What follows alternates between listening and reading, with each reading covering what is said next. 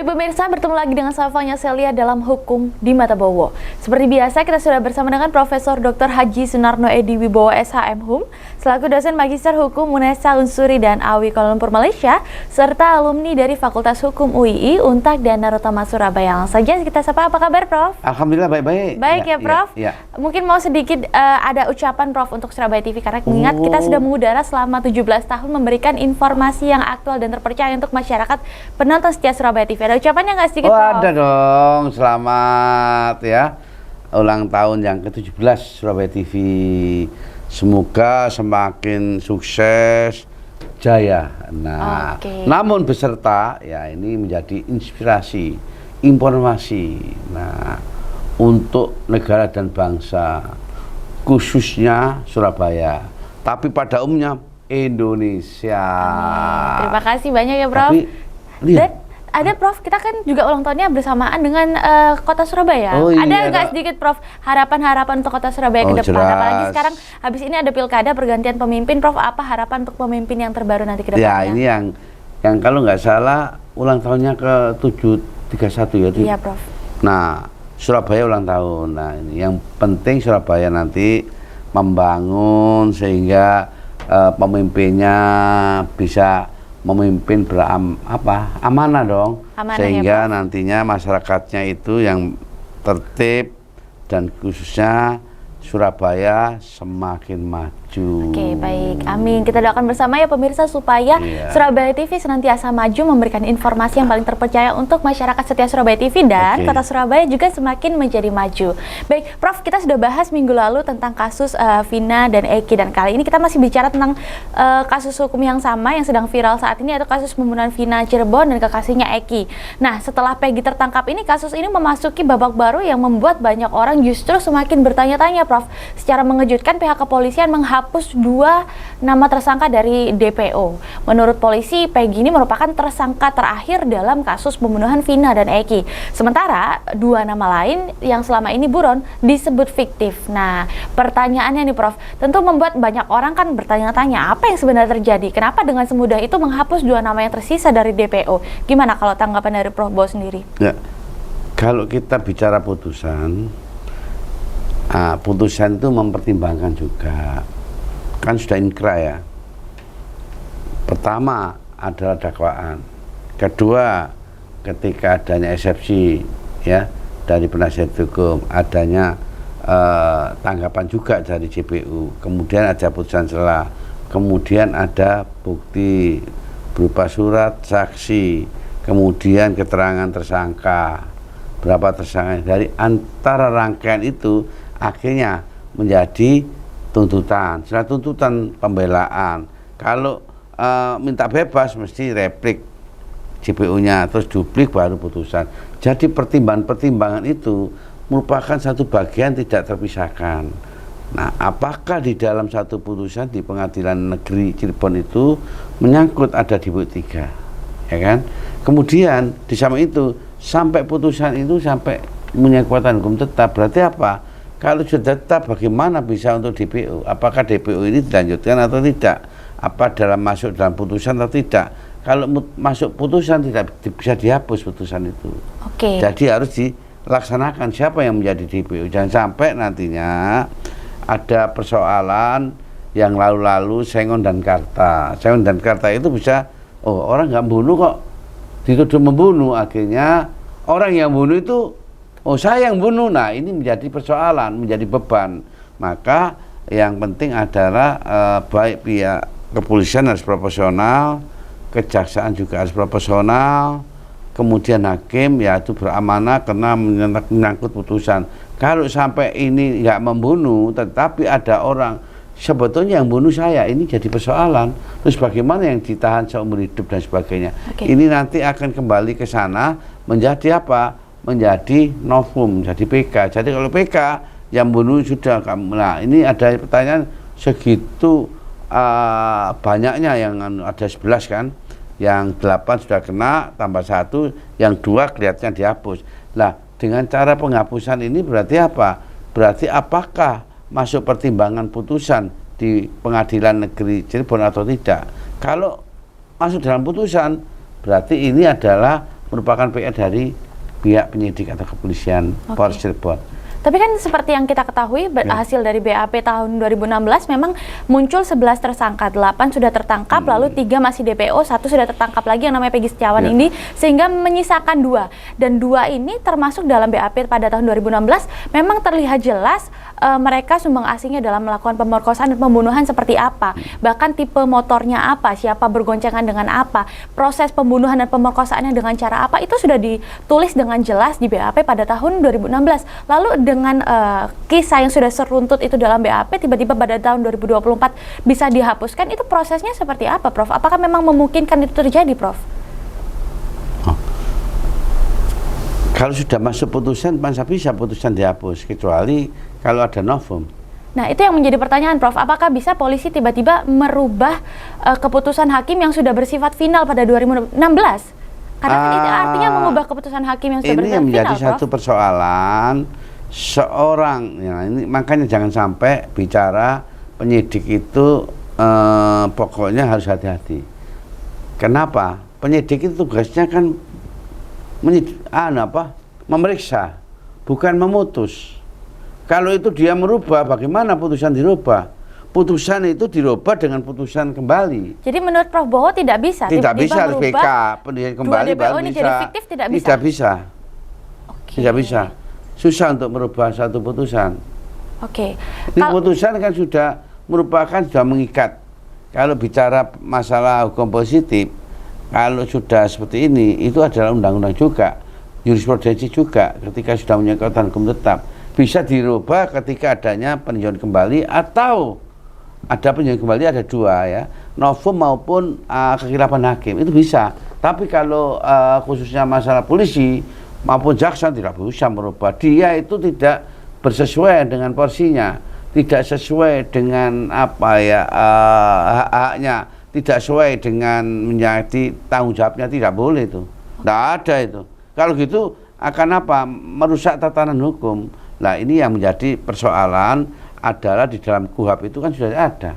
KUHP bicara penyidik tugasnya mem-BAP, menyelidiki, penyidik kepolisian kan itu. Jaksa tugasnya setelah dilimpahkan, yaitu P21 tahap 2, baik tersangka maupun barang bukti sudah dilimpahkan oleh JPU jaksa. Lah jaksa membuat suatu dakwaan. Dari dakwaan itulah akhirnya setelah sebelum melimpahkan ke pengadilan untuk menjadi penetapan, itu membuat dakwaan setelah dibacakan dakwaan, itulah yang menjadi salah satu tuntutan nantinya. Jadi kalau tugasnya seorang pengacara hanyalah membela kepentingan kliennya, kalau jaksa adalah mewakili negara, jaksa itu mewakili negara. Makanya sekarang itu harus hati-hati dan harus teliti, jangan sampai semua itu bisa khilaf. Tapi kalau khilafnya itu hanya waktu seperti ini, menjadi bulan-bulan yang menjadi viral. Lalu ini kan masyarakat jadi bingung, Prof. Kan 2016 itu dinyatakan mereka adalah DPO, lalu 2024 dinyatakan mereka adalah fiktif. Kan ini adalah 2 pernyataan yang bertolak belakang. Lalu berarti yang salah apa, Prof? Yang salah adalah penetapan DPO-nya pada tahun 2016 atau hasil penyidikan yang terbaru 2024 ini, Prof? Ya, ini ada gap hukum.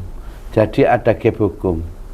Lah gap hukum inilah antara ini mau dihapus, ini sudah ada dalam putusan, masa bisa antara berita acara pemeriksaan mau menghapus, memulai lagi BAP, mau menghapus tentang putusan, tidak akan bisa. Hukum nggak bisa mengatakan demikian. Bukankah harus merubah KUHP kalau gitu. Nah, inilah tatanan-tatanan yang tidak dibenarkan oleh hukum. Berarti apa?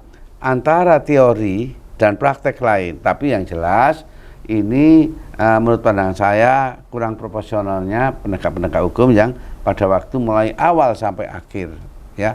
NNBG-nya itu adalah proses dan putusan ini ternyata menjadi kontradiksinya persoalan-persoalan hukum. Jadi ini adalah bentuk tidak profesionalitas dari kinerja Polri menurut Prof Bowo, ya? Iya, makanya itu jangan sesuatu tradisi itu dibawa terus-terusan, jangan. Sekarang ada perubahan yang memang benar-benar harus hati-hati. Jangan hanyalah kena dibebani pekerjaan dan sebagainya. Itu hak pekerjaan kan digaji. Nah, jaksa juga digaji. Nah, kalau JPU dia tidak bisa loh. Saya hanya menerimanya dari kepolisian. surat dimulainya penyidikan, SPDP-nya kan dimulainya penyidikan kan. Nah setelah SPDP, nah saya nggak bisa untuk melalui batas-batas kewenangan dari kepolisian apa yang itu dilimpahkan ke JPU jaksa yaitu. Nah jaksa tinggal untuk melakukan tentang proses hukum di pengadilan. Tugasnya polisi kan nggak bisa di pengadilan. Oke. Nah pada waktu itu kenapa kalau memang sebetulnya ya inilah jangan sampai terjadi ketika kalau memang dia nggak membunuh, disiksa dan sebagainya. Kenapa pada waktu di pemeriksaan sebagai terdakwa ya dia tidak jabut BAP-nya. Seperti jabut, saya jabut, kenapa? Dengan alasan alasan logis, karena saya disiksa dan sebagainya, itu bisa. Itu masyarakat nggak tahu, makanya di Surabaya TV saya sampaikan ketika disiksa nanti bisa. Nah ruangannya di pengadilan ya, yang mulia hakim, saya itu sebetulnya nggak melakukan tapi kena dengan adanya penyiksaan saya tidak tahan, akhirnya mengaku. Itu ada lembaga pelindungannya sendiri, Prof? Ada perlindungan, kalau perlindungan lembaga perlindungan korban dan saksi itu kan LPSK apa itu?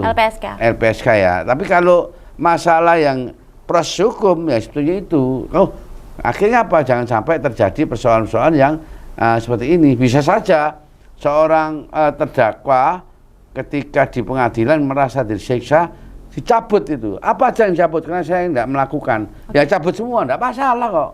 Itu haknya dari terdakwa. Nah itulah haknya penasihat hukum untuk memberikan satu konsultasi bagaimana penanganan ini pada waktu dampingi di persidangan. Baik, kembali tentang kasus tentang Peggy Setiawan, ini kan akhirnya terjadi muncul stigma di masyarakat yang berbeda, apalagi kuasa hukum dari Vina sendiri, Hotman Paris menyatakan jangan-jangan dua yang dinyatakan fiktif oleh polisi ini ada kejar tayang aja supaya masalah ini cepat selesai. Masyarakat juga akhirnya beranggapan seperti itu. Singkat saja sebelum kita jeda break, seperti apa menurut tanggapan Prof. Bobo? Ya, ini adalah merupakan satu ya, kita nggak bisa ya, ini masih sesuatu komentar, sesuatu yang merupakan boleh saja, tapi ya apakah ini dan sebagainya ini belum bisa.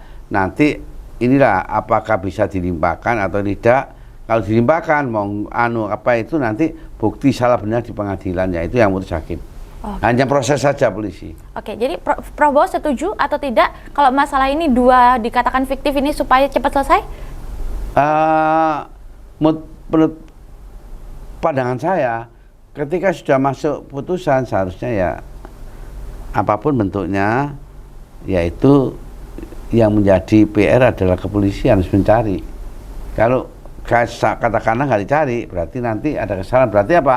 Kesalahan awal. Kalau kesalahan awal berarti nanti semua itu 88 itu bisa, ini jangan-jangan ya pembunuhan ya A, nanti bisa ngajukan tentang masalah yang seumur hidup itu, ngajukan peninjauan kembali, bisa saja semua itu. Oke, baik. Ya. Untuk masalah peninjauan kembali dan bagaimana kelanjutan kasus Vina ini nanti kita akan bahas di segmen kedua, dan pemirsa jangan kemana-mana, tetap bersama kami di Hukum di Mata Bowo.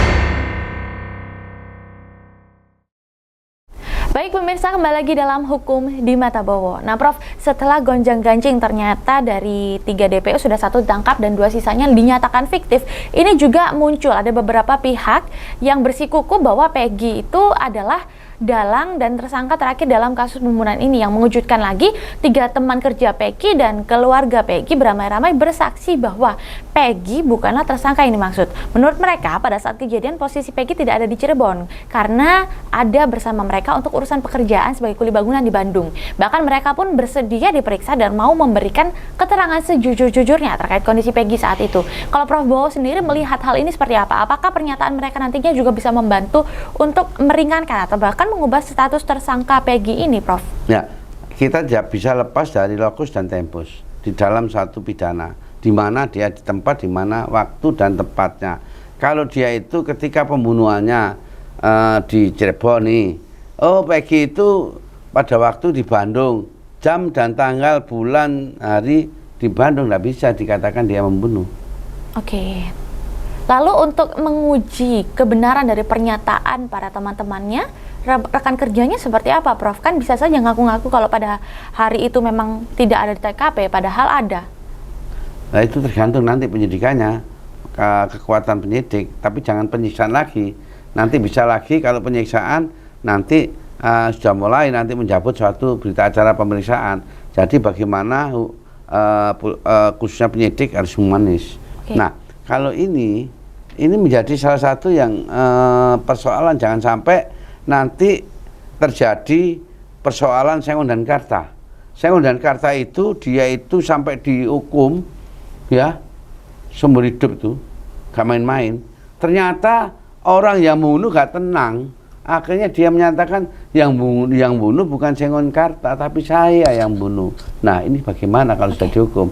Ini terjadi, jangan terulang Sengon dan Karta ini persoalan. Nanti ada orang yang memang mengatakan rame-rame dia akhirnya terbayang-bayang dikarenakan dia itu merasa bersalah, akhirnya seperti ini jadi masalah lagi. Nah ketika ada bunganya dibalik lagi, kalau fiktif berarti BAP-nya fiktif semua lah. Berarti fiktif semua, berarti apa? Berarti yang sudah menjadi putusan ini sudah bisa tidak anulir kembali. Karena makanya jadi hakim nggak bisa. Hakim itu harus memang benar-benar amanah dan memang benar-benar orang yang wakilnya Tuhan. Jadi apa yang menjadi ketokannya itu harus teliti dan hati-hati. Jangan sampai menjadi hakim ketika volume perkaranya banyak sehingga hakim itu pokoknya asal-asalan jangan, asal-asalan putus jangan, karena dia itu putusan dan sebagainya harus mempertimbangkan dengan adanya fakta dan bukti dan memang di dalam pemeriksaan apa yang menjadi BAP. Oke, kalau dari masyarakat sendiri dengan munculnya saksi-saksi fakta berupa teman-teman kerjanya Peggy ini yang menyatakan bahwa pada saat itu Peggy sedang bekerja sebagai kuli bangunan selama 5 bulan dari awal Agustus sampai Desember di Bandung, sehingga tidak memungkinkan untuk Peggy pulang atau kembali ke Cirebon. Lalu ada pernyataan juga dari bos kepala kuli bangunan itu yang menyatakan ada bukti menerima gaji mingguan dari kuli bangunan itu, bahwasannya itu adalah bukti kalau yang bersangkutan itu tidak sedang berada di Cirebon. Lalu dari kuasa hukum Peggy sendiri mengatakan ciri-ciri yang ada di DPO itu satu adalah rambutnya keriting, namun Peggy yang ditangkap rambutnya tidak keriting.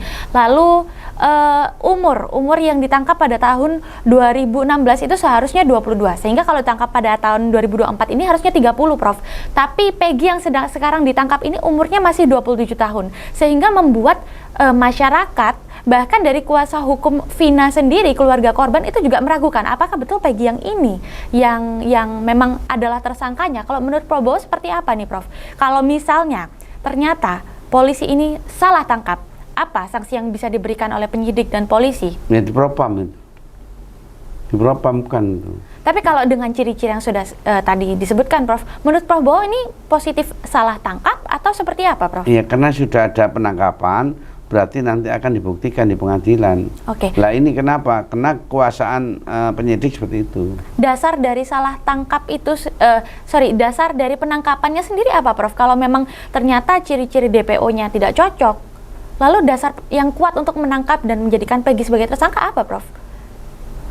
Ya, inilah akibat dari carut-marutnya persoalan-persoalan hukum yang sudah terjadi yang dalam putusan itu. Nah, seharusnya memang pada waktu kejadian ada konfrontir antara 11, katakanlah 8 ya, sudah masuk 8, 9, 10, 11 ya katakanlah 8, itu dikonfrontir antara satu dan yang lainnya. Nah, berapa saja teman-temannya yang membunuh, berapa saja temannya yang berkosa, kan harus dilihat dulu apa benar. Ini juga kasihan juga. Kenapa? Antara BAP dan keterangan dari dokter forensik ini menjadi persoalan. Jadi kalau forensik itu susah karena banyaknya, bagaimana spermanya, bagaimana pemukulannya, siapa aja yang memukul dan sebagainya, terus apa yang dipukuli, kan itu harus memang teliti juga otopsinya dari khususnya masalah mayatnya itu. Jangan sampai melibatkan tim itu. Lah ini tujuannya forensik itu adalah satu, ya inilah ahli forensik, spesialis forensik, gak main-main. Kalau umum nggak bisa, ini forensik, gak main-main. Jadi itulah harus diuji tentang kelihayan, kepandaian untuk meneliti siapa. Nah itu dari situ keterangan dari forensik itu dipadukan dengan adanya salah satu konfrontir tadi, sehingga apa? Sehingga klop itu loh. Oke, berbicara tentang konfrontir, Prof, dari 6 tersangka yang sudah menjalani masa tahanan, Prof, 5 menyatakan bahwa bukan Peggy Setiawan ini tersangkanya. 1 menyatakan iya, artinya 5 lawan 1. Dan pernyataan ini lagi-lagi semakin melemahkan kepercayaan masyarakat terhadap polisi bahwasanya betulkah Peggy yang itu ditangkap. Menurut Prabowo seperti apa nih? Apakah dengan bukti-bukti seperti ini bisa betul-betul meringankan atau bahkan merubah status tersangkanya Peggy ini? Bisa saja dilepas kalau itu nggak Peggy. Itu harus siapa polisi harus melepaskan kalau memang nggak pembunuhnya. Jangan sampai dia itu menghukum orang nggak bersalah daripada orang yang bersalah. Jangan, karena ini adalah ujian PR dan kualitas yang nantinya polisi itu diuji oleh masyarakat. Apa benar dia itu 4 tahun enggak? Jangan sampai dia menangkap orang nggak bersalah. Oh, kenapa? Karena hanyalah target saja supaya nanti meredam masyarakat. Yang penting ada yang dapat, menenangkan masyarakat. Menenangkan jangan. Tapi ini ya harus, kalau salah ngomong salah. Nah, karena itu saya cari. Nah, kalau bicara seperti itu berarti apa? Berarti nah inilah yang pertama adalah konfrontirnya, kemudian adalah rekonstruksinya yang ada kesalahan awal sebetulnya. Kalau misalkan Prof betul-betul ternyata bukan Peggy yang ini dan Peggy ini tidak bersalah, Prof, ya, apa bukti-bukti yang harus dikumpulkan oleh kuasa hukum Peggy untuk bisa membebaskan Peggy? Nah, Peggy pada saat kejadian pembunuhan, katakanlah ternyata dia di sana di Bandung, itu dibuktikan bahwa ada saksi dan bahwa dia gaji dan sebagainya. Itu saksi yang melihat secara langsung bahwa pada hari itu Peggy tidak ada di TKP. Di TKP dan ada gajian. Lalu dan melihat bahwa memang benar Peggy di situ. Lah masa bisa dia dikatakan pembunuh? Soalnya peristiwanya itu, peristiwa hukumnya di sana, bukan di kan peristiwa di Cirebon. Loh, Peggy di Bandung. Betul. Kalau ada yang menunjukkan, ada bukti-bukti itu diperlihatkan, baru nantinya akan ditelaah, akan diteliti oleh penyidik. 1 saksi yang dibutuhkan ya, Prof? Saksi, butuh terus ada berapa surat. Saksi, Prof? Surat.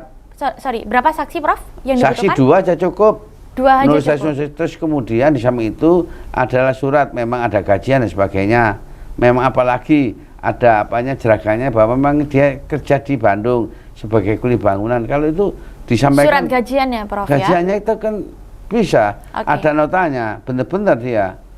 Itu yang menjadi satu persoalan. Apakah 2 ini cukup untuk membebaskan Peggy, Prof, atau ada lagi, Prof, bukti-bukti lainnya yang bisa dicari lagi untuk meringankan kasus Peggy? Kalau ada foto-foto pada tanggal itu, memang ada yang berhubungan dengan petunjuk, tidak ada masalah. Ada petunjuk, ada surat, ada saksi, kan luntur. Karena 2 alat bukti ya, mohon maaf ini, di dalam KUHP 2 alat bukti cukup. Ini 3 alat bukti sudah. Ada petunjuk, ada surat, ada saksi, berarti lepas tentunya. Seharusnya ya. Lepas. Dengan petunjuk, saksi, alat bukti semuanya seharusnya sudah terlepas ya, Prof, ya.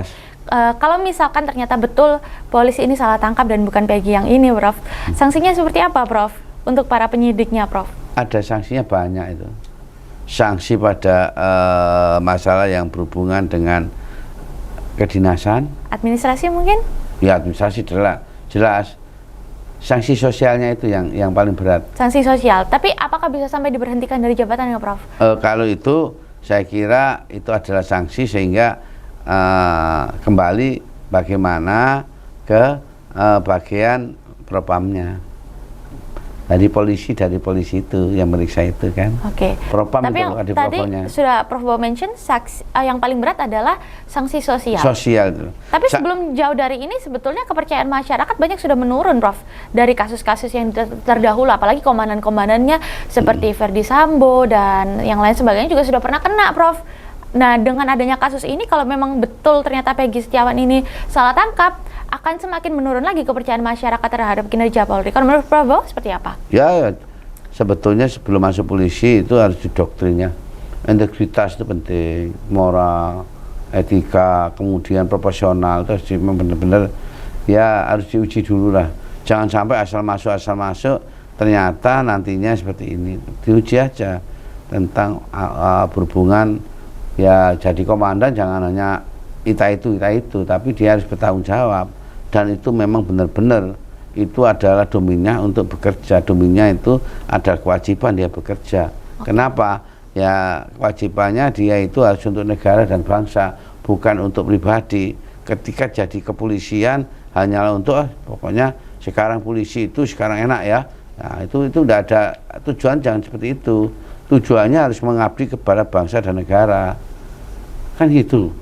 Sekarang banyak kan, sana jadi polisi aja enak. Sekarang polisi banyak yang kaya. Nah, itu harus dihapus itu. Tujuan yang salah ya, Prof? Ya, salah. Tapi mungkin terakhir sebelum jeda break, Prof, mungkin bisa dijelaskan sedikit kalau memang ternyata sebaliknya yang ditangkap betul adalah Peggy Setiawan yang memang sudah menjadi DPO selama 8 tahun itu. Lalu saksi-saksi yang sudah muncul untuk menghalangi adanya pemeriksaan itu, apakah ada sanksinya nggak, Prof? Menghalangi untuk jadi pemeriksaan. Menghalangi untuk menjadikan Peggy sebagai tersangka dengan memberikan kesaksian bahwasanya oh Peggy itu tidak ada di TKP, oh Peggy itu sedang ada di Bandung. Bukan menghalang-halangi, membuat satu keterangan palsu. Keterangan palsu. Iya. Apakah ada sanksinya, Prof? Ya ada sanksinya pidana. Sanksi pidana ya, Iya. Prof? Bisa sampai berapa tahun penjara, Prof? 6 tahun tuh. 5 tahun. Oke, jadi Kalau sampai itu memang gak mungkin dia itu menghalang-halangi. Kalau itu merupakan satu bagian ada sanksinya. Ketika dia menyatakan bahwa ada buktinya ini memang benar, dia nggak mungkin kan? Oke. Kan dia tahu tanggal bulan dan tahunnya. Dan itu adalah ada bentuknya, ada dulu lurus sekarang keriting, ada identifikasinya, itu penting sekali. Oke, baik. Kan itu sebetulnya domainnya penyidik itu identifikasi itu.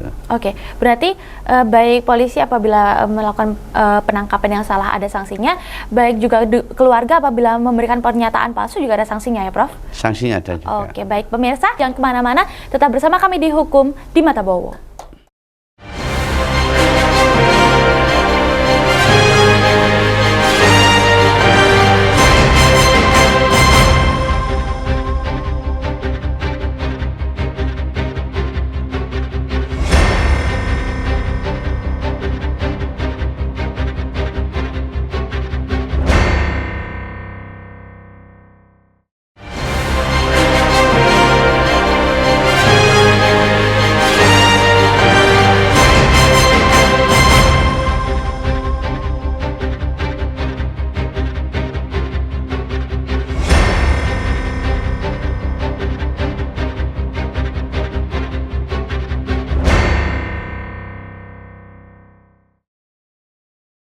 Baik pemirsa, kembali lagi dalam Hukum di Mata Bowo. Nah Prof, ini kan kita masih panas sekali membahas ini beneran salah tangkap atau enggak, ini beneran Peggy Setiawan dimaksud atau enggak nih Prof, karena kan santer terdengar di kasus ini, bahkan Peggy sendiri ngotot memberikan bantahan pada saat konferensi pers bahwa dirinya tidak melakukan pembunuhan itu dan katanya sampai rela mati untuk membuktikannya. Menurut Prof Bowo, apa yang seharusnya dilakukan oleh pihak kepolisian untuk memastikan kebenaran kasus ini? Ya ini ya kita harus memberikan inspirasi ya, memberikan sesuatu bahwa ya apa polisi ya tetap merupakan sesuatu yang kita harus. Baik. Apapun hasil kinerjanya tetap patut kita apresiasi dulu ya, Prof. Apresiasi dong. Oke. Soalnya apa? Kita harus ada kehadiran seorang polisi, jangan dia ya. Tapi yang jelas apa yang disampaikan ada satu ketakutan, kekhawatiran bahwa memang kalau itu tidak ada sesuatu yang berhubungan ketika hakim akan menyumpah Ya, ini sumpah itu ada di perdata. Tapi apakah hakim nanti menyumpah memang seorang terdakwa gak disumpah. Nah, dia sampai berani sumpah ada seperti sumpah dari Soe, sumpah memutus tadi. Nah, saya lihat itu apapun bentuknya proses tetap jalan dikarenakan sudah ditahan. Tinggal apakah nanti ya dalam tahanan itu ada 20, 40, 50, 30, 60 ya, itu dihitung nanti jangan sampai lepas demi hukum. Nah, tergantung dari kejaksaannya, JPU-nya. Sebelum dia menjadi satu tersangka, sudah polisi mengirimkan namanya SPDP, surat dimulainya penyidikan. Oke. Nah, sudah ke tangan JPU. Nah, JPU tinggal bagaimana prosedurnya. Nah, prosedurnya, JPU sekarang hati-hati.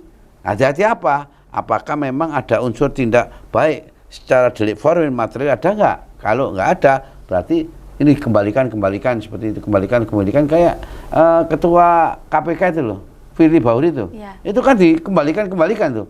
Nggak sampai P21. Ketika P21 baru dikirim. Nah, dikirim yaitu namanya sudah sempurna baik tersangkanya maupun barang buktinya.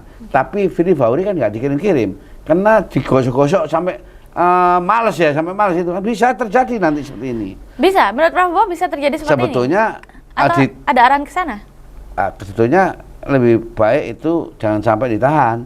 Kalau sampai ditahan, nanti penahanan itu nggak bisa sampai seumur hidup, sampai 15 tahun, 3 tahun dan sebagainya. Ada posisi-posisi namanya lepas demi hukum. Lepas demi hukum. Jadi tahanan itu 20 tambah 40 tambah 30 tambah 50 tambah 60 perpanjangan dari kepolisian sana 20 ya, Prof, tambah ya? Nanti perpanjangan JPU 40 tambah nanti tambah 30 di pengadilan tambah 50 ya kan, ketua pengadilan tambah lagi. Lah ini kelihatannya nantinya masa penahanan habis.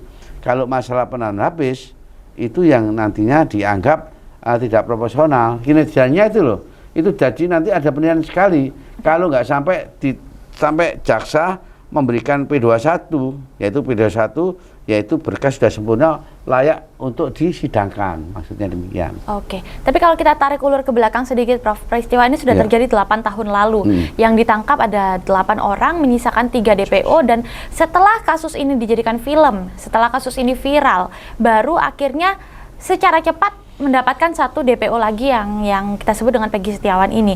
Lalu masyarakat akan berstigma seperti ini, Prof. Ini seandainya tidak difilmkan, tidak viral, apakah masalah ini akan selesai? Karena mengingat waktunya sudah begitu lama, sudah 8 tahun, Prof. Akhirnya muncul stigma masyarakat no viral, no justice. Kalau menurut Prof Bo seperti apa nih? Apakah Prof Bo sepakat kalau viralitas ini bisa mempercepat proses peradilan? Inilah yang nggak diketahui. Zaman saya menjadi seorang lawyer dulu, nggak seperti ini. Oke. Hanya di media cetak kan. Sekarang medianya semua bisa membuat media. Mengikuti perkembangan zaman media zamannya ada sekarang. Digitalisasi. Semuanya bisa pegang HP, semuanya bisa memviralkan. Jadi semua ketika ada sesuatu yang berhubungan bahwa ada kritikan, ya itu harus diterima. Makanya sekarang ini bagaimana nantinya pemerintah negara ini yang dibidik nantinya untuk revisi tentang Undang-Undang 40 tahun 99. Apa itu, Prof, isinya? Tentang masalah yang berhubungan dengan media kan. Oke. Undang-undang media kan ada. Oke. Tapi Prof Bo setuju nggak sebetulnya? 40 tahun 99 itu. Kalau andai kata masalah ini tidak viral, tidak akan tertangkap. Tidak akan tertangkap. Nah, nantinya ini pemerintah akan menyeleksi, akan merevisi tentang Undang-Undang Pers ini. Yakin ada penyiaran. Kenapa? Karena semua itu masyarakat sudah mengerti, sudah tahu kalau ada apa-apa ini adalah viral. Contohnya ketika ada hubungannya, ketika mau adanya pilkada, ada nanti dikasih uang, sudah diviralkan, bisa kan? Tinggal klik aja, nanti bisa di TikTok, bisa di Instagram, bisa diviralkan di YouTube, semua bisa. Jadi sekarang semua bisa membuat satu, yaitu berita. Oke. Menurut Prof Bo, siapa yang paling bertanggung jawab atas fenomena no viral no justice ini? Ya, ini adalah sudah nggak menutup kemungkinan, saya nggak bisa ya, ini adalah merupakan teknologi sudah nggak bisa lagi dikendalikan. Jadi tiap menit, tiap detik itu semua itu berita itu ada. Nah, makanya IT itu yang sekarang ini menjadi salah satu yang apa ya, yang memang berbahaya sekali. Jadi semua itu bisa IT. Soalnya apa? Soalnya seringkali ngotak-ngatik handphone kemana-mana sudah tidak bisa. Apakah bisa dikendalikan? Ini dunia.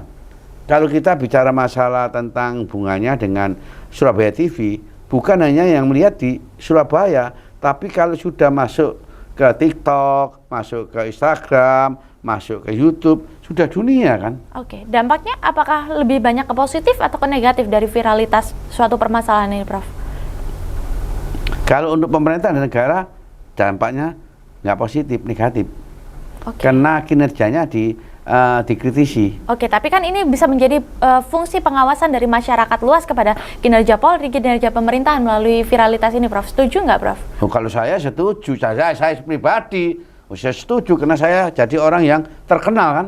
Wah, karena saya seringkali tiap hari Jumat jam 8 mesti melihat tampangnya Profesor Dr. Haji Sunarko kan. Iya nggak? Oleh Mbak Angel juga kan. Nah, kenapa? Ini positif. Ya kan? Oke, jadi dampak viralitas ini menurut Prof bahwa positif ya? Positif, tapi kalau itu nantinya berdampak, apa yang saya sampaikan, ketika ada persoalan-persoalan yang tidak proporsional tentunya ya, berarti kebijaksanaan, kinerja semua nggak proporsional, akan menjadi salah satu tema, akan menjadi satu judul. Nah ini yang nggak sebetulnya ya, bagi pemerintah negara, kayaknya kira risih. Okay. Tapi kalau bagi kita untuk memberikan edukasi hukum, berarti apa? Sebetulnya ya, mohon maaf ini, baik Mbak Angel maupun saya adalah merupakan amal ilmu. Masuk surga loh kita, main-main nanti. Baik. Prof, mungkin kita akan kembali sedikit berbicara tentang Vina dan Eki. Prof, ini kan pengacara dari almarhum Vina, Hotman Paris juga mengatakan bahwa berdasarkan bukti hukum yang ia miliki tertulis jelas bahwa kedua DPO itu bukan fiktif belaka. Dua DPO yang dikatakan fiktif itu, berkas-berkas ini mereka ada, tercatat dan disebutkan bagaimana cara memperkosanya. Ada dan cara memukulnya juga sudah diuraikan di BAP. Selain itu, Hotman juga menilai 8 terpidana yang sudah ditahan itu tidak ada indikasi saling melempar kesalahan kepada ketiga DPO. Para terpidana mengaku secara bersama-sama melakukan tindak pidana pelecehan dan penganiayaan yang membuat Vina dan kekasihnya Eki meninggal. Berdasarkan informasi yang Hotman dapatkan, 5 dari 6 terpidana bahkan mengatakan Peggy Setiawan atau Peron bukanlah pembunuh Vina yang selama ini dicari. Hanya 1 terpidana yang mengatakan bahwa Peggy terlibat dalam aksi pembunuhan Vina. Bagaimana Prof Bo menanggapi hal ini nih? Kan 5 lawan 1 nih, Prof. Apakah nanti bisa meringankan, Prof? Ya, itulah. Namanya kalau dasarnya voting, ini politik. Sebetulnya ini kan merupakan bagian dari konfrontir ya. Konfrontir satu persatu di berita acara pemeriksaan. A, B, C, D, E, F, G. Hanya 1 tahu.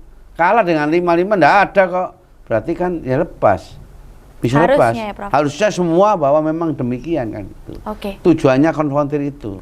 Nah, dengan adanya 2 DPO yang dinyatakan fiktif ini, Prof, akhirnya kuasa hukum dari Vina ini, Hotman Paris mengatakan 9 yang sudah ditangkap ya, 8 yang sudah ditahan, termasuk 1 ini Peggy Setiawan, seharusnya dilakukan tes kejujuran menggunakan alat. Kalau Prof Bas setuju nggak? Kolektor ya? Iya. Ya, monggo kalau itu memang ada, setiap Polda ada namanya debt collector itu apa? Tapi apakah sejauh ini efektif, Prof, untuk menyelesaikan masalah? Karena kan ya itu hanyalah apakah yang disampaikan itu belum tentu benar.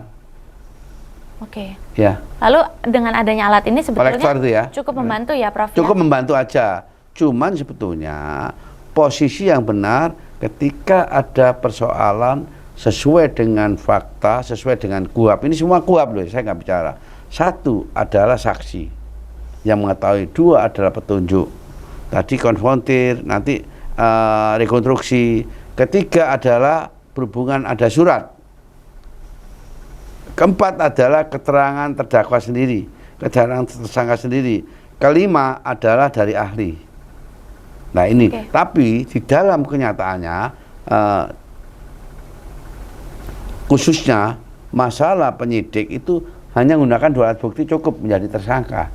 Nah, apakah tersangka Peggy ini sudah menjadi tersangka? Apakah ada alat bukti? Saya nggak berani berbicara sebelum adanya fakta-fakta maupun berkas yang ada dan putusan. Kenapa? Karena di dalam berita acara pemeriksaan budelnya, ketika BAP-nya kan satu tebel gitu, mesti harus ada identifikasi. Ketika pertama itu, ketika menjadi tersangka harus dipoto identifikasi. Identifikasi itu supaya nantinya tidak salah. Bahwa dulu itu fotonya begini, matanya begini, hidungnya begini, tingginya sekian, itu dari situlah kelihatan. Kelihatan apa?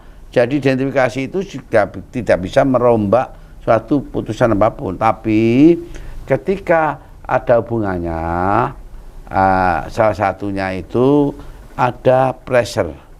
Nah, bisa saja ketika kena, tapi sudah terlambat. Kalau itu memang dia itu digebukin, diajar supaya ngaku kesakitan, pengakuan itu bisa dilontarkan pada waktu di pengadilan, ngomong bahwa saya ini dipaksa. Nah, dengan apakah ada dua? Pertama, merasa tertekan apa ditekan, itu hanya pertanyaan-pertanyaan nanti pada waktu disampaikan kalau toh itu ada penekanan seperti itu. Oke. Tapi apa merasa ditekan ketika ada satu polisi gitu banyak melototi dan sebagainya ketika di BAP kan itu. Oke, Prof, tapi kita sedikit kembali ke lie detector, Prof. Kalau kita ingat kasus kopi sianida, Mirna, dan Jessica sendiri juga lolos dengan alat lie detector ini. Jadi sebenarnya seberapa efektif ini, Prof, menggunakan lie detector untuk menyelesaikan suatu permasalahan? Ya itu tergantung keyakinan hakim ya nantinya ya. Lie detector itu ya. Lie detector kan ada nanti keterangannya ya. Jalan keterangan ada itu ya. Oke. Baik, Prof, sebelum kita akhiri segmen ini, mungkin ada sedikit, Prof, pesan apa yang mau disampaikan kepada masyarakat dan juga kepada institusi Polri terkait permasalahan yang ada hari ini, Prof? Ya, kita harus memberikan acungan dulu lah ketika bisa menangkap kejahatan. Tapi ya semua itu kejahatan tidak akan bisa sempurna, dan pekerjaan itu juga ada kekurangannya, ada kelebihannya, itu harus kita maklumi. Ya, contohnya kasus-kasus yang berhubungan dengan Vina ini memberikan satu pelajaran supaya tidak terulang kembali ke depannya. Hanya itu aja, supaya apa? Hanya 3 hal yang saya kaji adalah proporsional, ya moral maupun integritas, itu penting sekali untuk dibawa dalam pikirannya maupun hatinya ketika dia diberikan amanah, baik sebagai penyidik, baik sebagai penegak hukum, baik kepolisian, baik kejaksaan maupun hakim, bahkan seorang pengacara sendiri harus itu, karena semua itu adalah penegak hukum. Baik, terima kasih Prof Bowo atas waktu dan kesempatannya, dan tentu kita tidak lupa untuk terus mengapresiasi dan mendukung kinerja Polri atas permasalahan yang terjadi hingga update-nya saat ini, dan juga kita terus berbelasungkawa dan mendukung secara doa kepada keluarga yang ditinggalkan agar masalah ini cepat terselesaikan. Dan baik pemirsa, hukum itu tidak ada yang abu-abu, yang ada hanya hitam atau putih, dan kita seharusnya tetap percaya bahwa keadilan masih tetap ada. Terima kasih untuk kebersamaannya, saya Angel pamit undur diri, salam Surabaya TV.